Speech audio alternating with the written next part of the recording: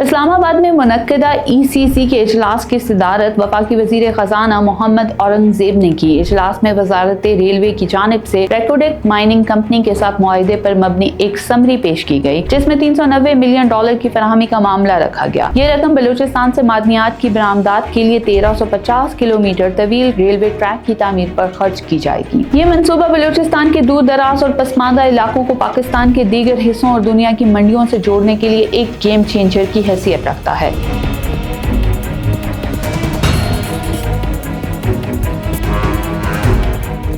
بلوچستان صدیوں سے اپنے قدرتی دولت، معدنی وسائل اور اسٹریٹجک اہمیت کے باعث دنیا بھر میں ایک منفرد مقام رکھتا ہے۔ اس سرزمین میں تانبے، سونے، تیل، گیس اور دیگر قیمتی معدنیات کا انبار ہیں، جنہیں صحیح منصوبہ بندی اور جدید انفراسٹرکچر کے ذریعے استعمال کیا جائے تو نہ صرف بلوچستان بلکہ پورے پاکستان کی معاشی تقدیر بدل سکتی ہے۔ انہی قدرتی خزانوں میں سے ایک سب سے بڑا اور اہم منصوبہ ریکوڈیک کاپر گولڈ پروجیکٹ ہے، جو اس وقت دنیا کے چند سب سے بڑے غیر ترقی یافتہ معدنی منصوبوں میں شمار کیا جاتا ہے۔ حال ہی میں وفاقی حکومت نے بلوچستان میں اس منصوبے کی ترقی کے لیے ایک اہم اور تاریخی فیصلہ کیا ہے۔ اقتصادی رابطہ کمیٹی نے ریکوڈیک منصوبے کے تحت 1350 کلومیٹر ریلوے لائن بچھانے کے لیے $390 ملین کی منظوری دی ہے۔ یہ ریلوے لائن نہ صرف بلوچستان کی معدنیات کو بین الاقوامی منڈیوں تک لے جانے میں مددگار ثابت ہوگی، بلکہ صوبے کی معاشی ترقی، روزگار کے مواقع اور انفراسٹرکچر کے فروغ کا ذریعہ بھی بنے گی۔ اسلام آباد میں منعقدہ ECC کے اجلاس کی صدارت وفاقی وزیر خزانہ محمد اورنگزیب نے کی۔ اجلاس میں وزارت ریلوے کی جانب سے ریکوڈیک مائننگ کمپنی کے ساتھ معاہدے پر مبنی ایک سمری پیش کی گئی، جس میں $390 ملین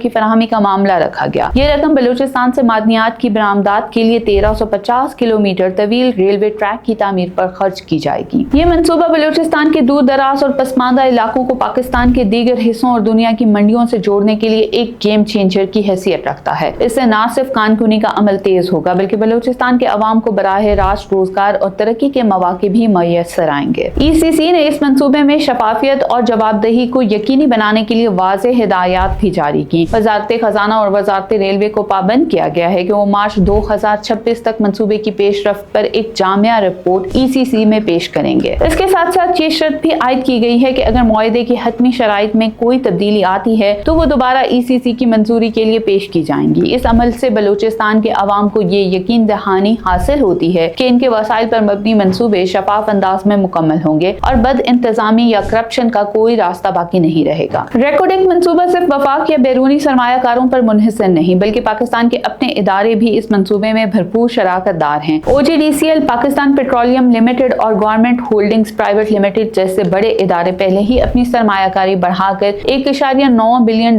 تک لے گئے ہیں۔ یہ نہ صرف بلوچستان کے وسائل پر قومی اعتماد کی عکاسی کرتا ہے بلکہ یہ بھی ظاہر کرتا ہے کہ پاکستانی ادارے صوبے کی ترقی میں مرکزی کردار ادا کرنے کے لیے پرعزم ہیں۔ مارچ 2025 میں سامنے آنے والی تفصیلی فیزیبلٹی اسٹڈی نے ایک تاریخی انکشاف کیا ہے۔ ریکوڈیک میں موجود تانبے اور سونے کے ذخائر کی مالیت موجودہ عالمی قیمتوں پر $60 بلین سے زیادہ ہے۔ یہ اعداد و شمار بلوچستان کے معدنی وسائل کی حقیقی اہمیت کو اجاگر کرتے ہیں۔ اس تحقیق نے نہ صرف حکومت اور سرمایہ کاروں کو اعتماد دیا بلکہ بلوچستان کے عوام کو بھی یہ یقین دلایا کہ ان کی سرزمین دنیا کی سب سے قیمتی زمینوں میں شمار ہوتی ہے۔ ریکوڈیک منصوبے کی اہمیت صرف پاکستان تک محدود نہیں رہی۔ اگست 2025 میں خبر رساں ادارے رائٹرز نے رپورٹ کیا کہ ایشیائی ترقیاتی بینک نے ریکوڈیک منصوبے کی ترقی کے لیے $410 ملین کی فائنانسنگ پیکج فراہم کرنے کا اعلان کیا ہے۔ اس اقدام سے ظاہر ہوتا ہے کہ عالمی ادارے بلوچستان کے وسائل اور اس کے مستقبل پر بھرپور اعتماد رکھتے ہیں۔ مزید برآں دنیا کی سب سے بڑی گولڈ مائننگ کمپنیوں میں سے ایک بارک گولڈ اس منصوبے کی آپریشنل ذمہ داری سنبھالے گی۔ ریکوڈیک منصوبہ بلوچستان کے عوام کو کئی سطحوں پر فائدہ پہنچائے گا، روزگار کے مواقع پیش کرے گا، ریلوے لائن کی تعمیر، کانکنی اور متعلقہ صنعتوں میں ہزاروں ملازمتیں پیدا ہوں گی۔ بلوچستان کے دور دراز علاقے جدید ٹرانسپورٹ نیٹ ورک سے جڑ جائیں گے۔